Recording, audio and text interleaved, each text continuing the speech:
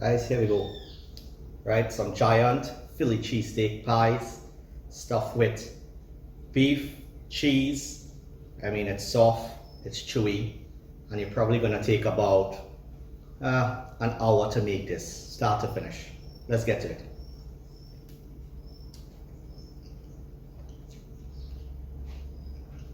Alright guys, so first thing we're gonna start with our dough, and as usual, that means blooming some yeast. So to a cup and a half of water, I'm just gonna put in about 2 tablespoons of sugar, and I'm gonna add in about a half tablespoon of yeast. Just give that a stir. And as usual, we're gonna give this 10 minutes to bloom. So once your yeast has been activated, for me it only took about 5 minutes. We're gonna go in with 3 1/4 cups of flour, and we're gonna add a pinch of salt. Nothing too much. Now we just bring this together. And once you get it all together into a dough, you're gonna put it out on your countertop and begin kneading. You're gonna maybe need another 1/4 to 1/2 cup of flour depending on humidity and stuff like that. But for the most part, you're probably just gonna require a little bit of oil on your countertop so that it doesn't stick. So at this point here, you don't see too much liquid. We can turn this out on the countertop. So here I just have about a 1/4 cup of oil. I'm probably not gonna use this much. And I'm just gonna put a little bit on the counter and spread it out. Put a little bit on my hand. And that's just to go ahead and get all this out onto the counter.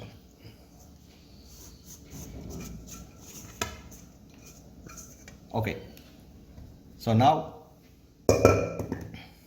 with just a little bit more oil, we're gonna go ahead and start kneading this. And this is, as usual, you're gonna knead this for about 10 to 15 minutes. You know, you're gonna need it to get a little soft and elastic so that it stretches. You guys saw this quite a few times. So I'll just link a video where I spend more time doing this. But for now, we're just gonna stop and come back once I'm done kneading. Okay, so it's been about 5 minutes that I've kneaded this. I washed my bowl out, and then all I'm gonna do, you guys know all of this already. I'm just gonna drop a little bit of oil in here. What am I doing here? Mix it around. That's just so it doesn't stick as it goes through this first rise. And then we're just gonna leave this for about 30 minutes or less, depending on temperature and so on. While this rises, we're gonna start prepping our filling. Okay, so I've used the last 15 minutes to get my veggies ready. It's just basic Philly cheesesteak veggies. We have onions, we have bell peppers, and we have some garlic. So now that we have that all chopped up, we just come back and check on our dough. Okay, it should have risen a little bit, but more importantly, it would have relaxed. And we can go ahead and take that out. It's a lot softer now to handle. And just give it another quick knead. Not 10 minutes or anything like that, just quick knead to take out any air that's already been formed. And then you're gonna notice it is a lot smoother. Let me actually come up to the camera and show you guys just how smooth this is. Right here, right. So you're gonna notice it's much smoother now. That's because the dough has relaxed and the moisture has had time to go in with the flour and everything. Okay, so now we just cover this down again while we actually cook our filling. And we're gonna go over to the stove for that. All right, so I have my pan on high heat here. And I'm just gonna add a touch of oil, maybe about a tablespoon's worth. And we're gonna throw in some ground beef that I had thrown out. Now this was in the freezer, so I actually still have like two pieces that didn't thaw out well, but that's okay because for this dish we don't need it to be seared like how other beef dishes are. In this dish we actually want the juices to come out without immediately evaporating, because that's what we're going to add our onions and peppers to absorb. So we're just going to get this incorporated here, and then I'm actually just going to cover this down and let this cook for a little while.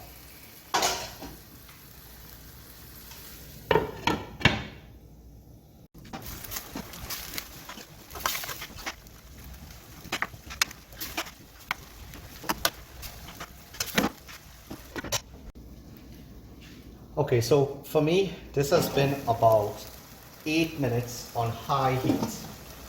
And you can see all the ground beef is pretty much cooked. And it has sprung the liquid. So it's here where you're going to go ahead and throw in your onions, your bell pepper, your garlic. And we're just going to let that cook together for probably another 3 to 5 minutes. So far, I have not added any salt, black pepper, seasonings, nothing like that.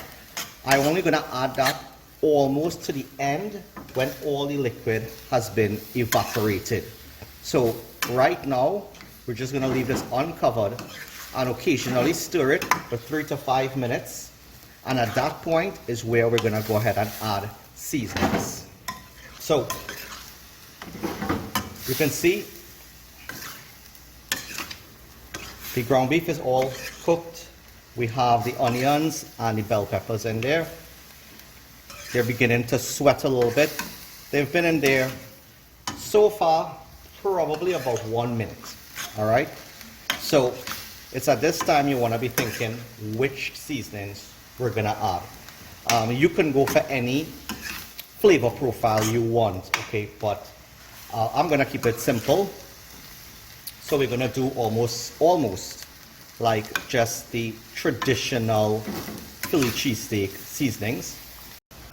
Okay, so I have here a mixture of salt, black pepper, garlic powder, and MSG. This is actually the same seasoning we used for the Whataburger video.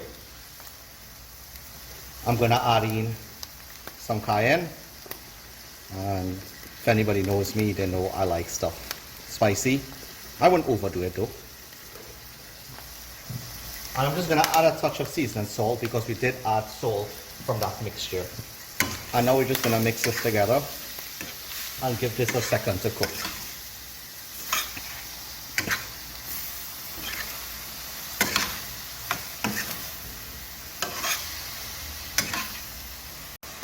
Alright, so once that's been cooking for about 30 seconds, go ahead and lower your heat down, and you can give it a taste for seasoning.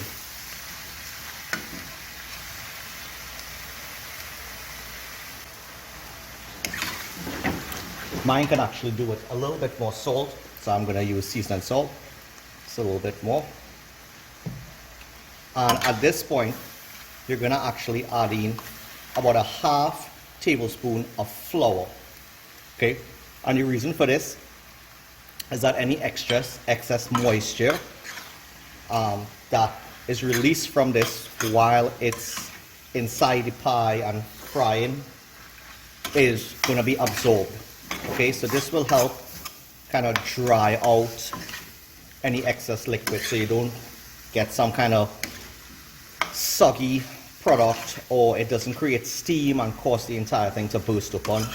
That's the purpose of that small amount of flour. Okay, once that's all incorporated, you can go ahead and turn this off. The residual heat from this will go ahead and cook out that raw flour taste, so you don't have to worry about that. Now you're just going to set this aside and leave it to cook, and we move back to focus in on our dough. Okay, so here I just have my filling, I have some cheese, and I have my dough. And we're gonna go ahead and get that dough all portioned out into how much of a pies we think that can make. I'm gonna start by putting some flour down, just so nothing sticks. All the while I have my oil preheating.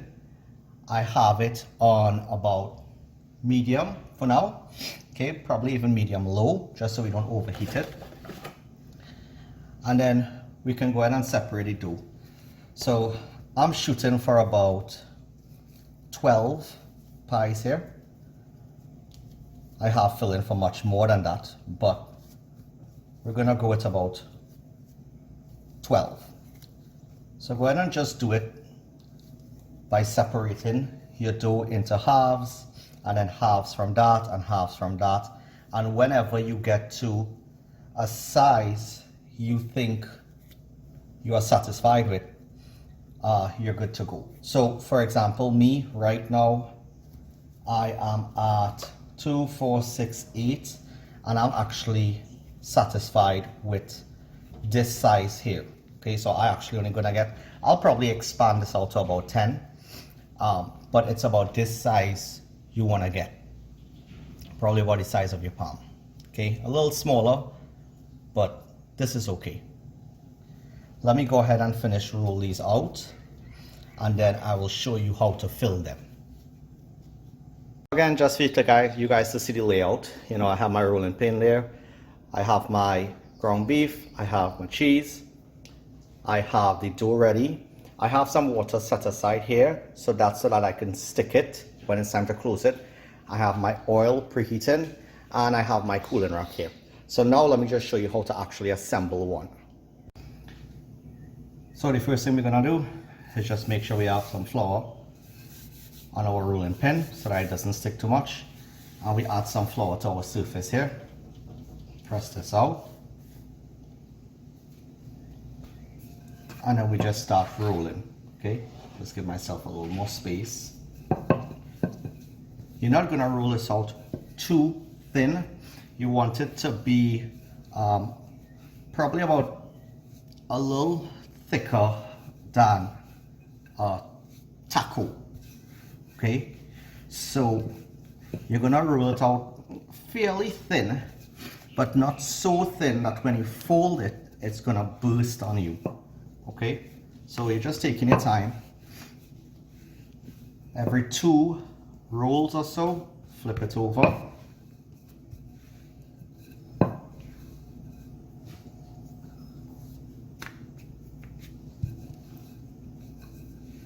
Okay, so once you have it rolled to a size you are happy with, we're gonna start with some cheese.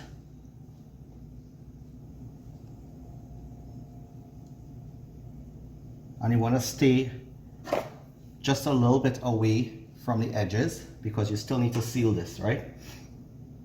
You're going to put some filling on that. And I'm intentionally making like very stuffed pies, right? And I'm also going to top it with more cheese again. I'm just going to keep focus on this one, and then I will do all the rest, you know, myself. So to seal it, we're just gonna touch our fingers in the water and pass it around the edges.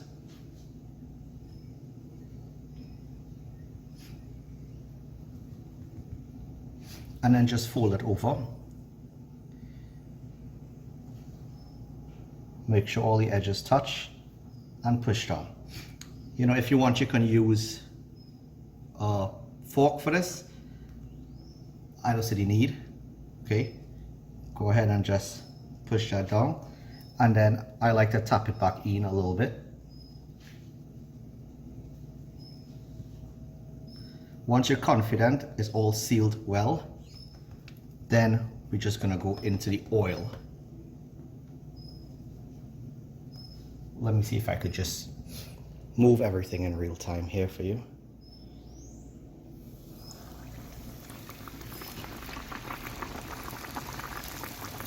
That's it. It's gonna rise, of course.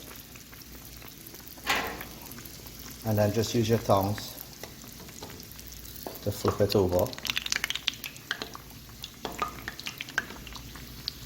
It's gonna take about 3 to 5 minutes. Not as long as 5 minutes, to be honest, but it all depends on how thick you roll the dough.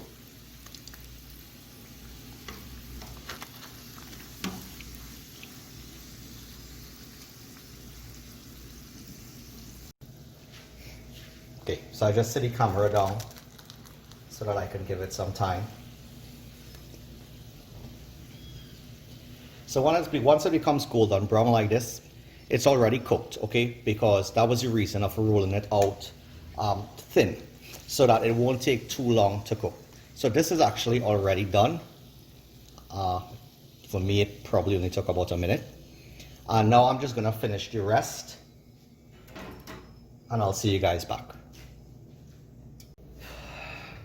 Guys, that's it.